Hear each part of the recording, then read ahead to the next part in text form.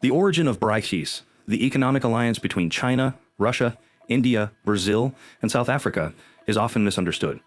Contrary to popular belief, it was not a result of these countries independently deciding to join forces. Surprisingly, the idea of BRICS was actually initiated by Goldman Sachs, a major American investment banking company. In 2001, Goldman Sachs made a bold prediction that the economies of China, Russia, India, and Brazil would experience remarkable growth in the following decade, long before the concept of BRICS existed. To everyone's amazement, these 5 countries eventually came together and brought the vision foreseen by Goldman Sachs to life. In this video, we will explore the fascinating journey of BRICS, from its creation to its significant expansion, shedding light on the origins and growth of this influential organization. Let's embark on this journey together. So let's begin. So how was BRICS formed?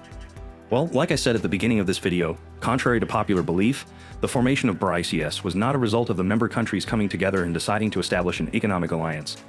It is important to dispute this misconception.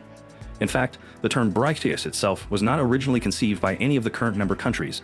It was coined by Goldman Sachs. However, there was a slight divergence between what Goldman Sachs initially envisioned and how the concept evolved over time. It is important to note that initially, the term used was BRIC, not BRICS. In other words, the original report by Goldman Sachs focused on Brazil, Russia, China, and India as emerging economies with significant growth potential. The report predicted that these 4 economies would surpass the developed economies of the world between 2000 and 2009, a prediction that proved to be accurate. Additionally, the report forecasted that by 2039, these 4 economies would surpass the Western economies as well. So it is worth highlighting that at the time of the report, there was no existing concept of economic cooperation among these countries. They were geographically, strategically, and economically distant from each other. However, with the passage of time, this prediction started to materialize, and the achievements of BRICS became evident. In 2006, the foreign ministers of Brazil, Russia, China, and India held their first meeting, indicating the potential for cooperation and mutual economic gains.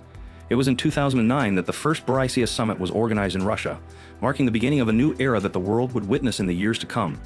The underlying philosophy behind this alliance was clear: to leverage the collective economic strength and potential of these emerging economies to reshape the global economic landscape. How are they challenging the global institution? Recognizing the inherent advantages of their respective economies, the BRICS members saw the potential for exponential growth by joining forces. Despite facing occasional differences and conflicts, these nations consistently prioritized economic ties and mutual benefits. As a result, in 2021, the collective gross domestic product of these 5 countries reached an astounding $24.7 trillion, surpassing the GDP of the United States by $1.7 trillion.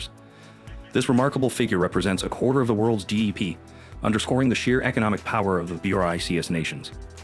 Furthermore, BRICS demonstrates its influence in the global economy not only through its significant trade volume, but also by encompassing a substantial portion of the world's population. With 2/5 of the global population, BRICS members collectively represent approximately 3.2 billion people.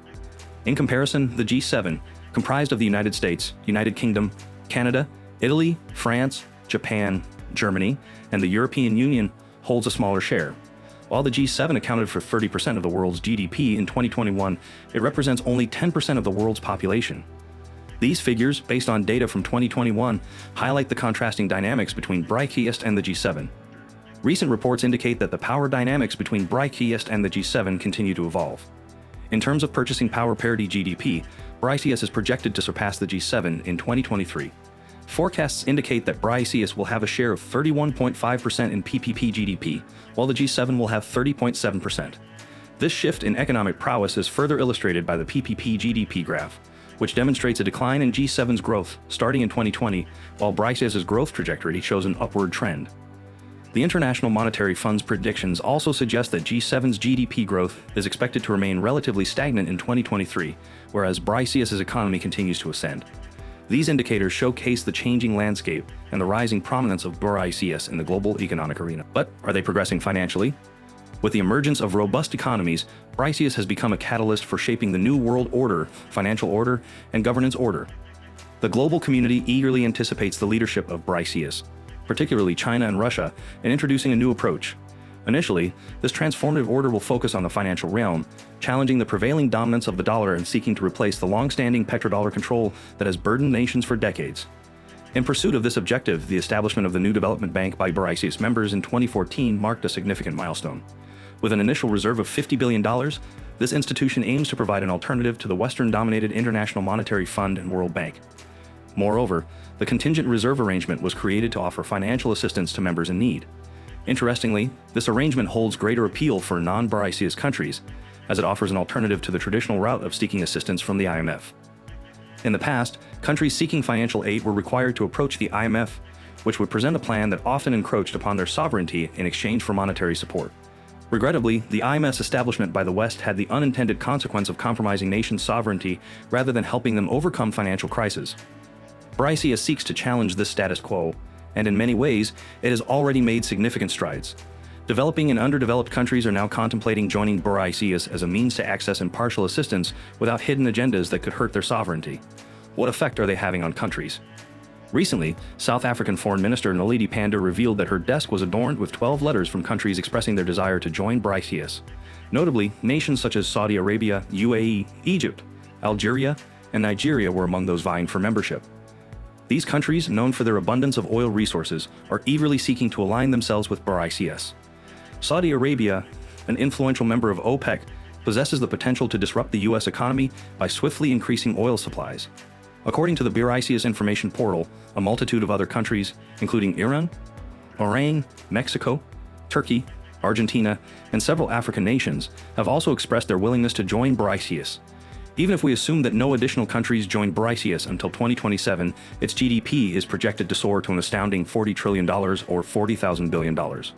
However, this scenario is unlikely as many countries are expected to join BRICS in the near future, further amplifying its economic prowess. Anticipating this inevitability, China and Russia introduced the concept of BRICS+, signifying their open arms to any country wishing to join the alliance. To entice and accommodate new members, BRICS has been strategizing ways to strengthen the new development bank and establish an international banking transaction system similar to SWIFT. News regarding these developments is expected to surface soon.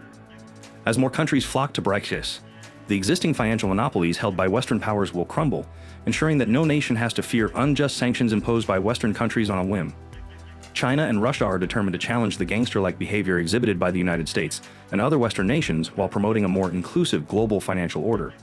Unlike the discriminatory practices observed within the ranks of allied countries and the G7, BRICS, under the leadership of China and Russia, stand as a beacon of fairness and equality for non-Western nations.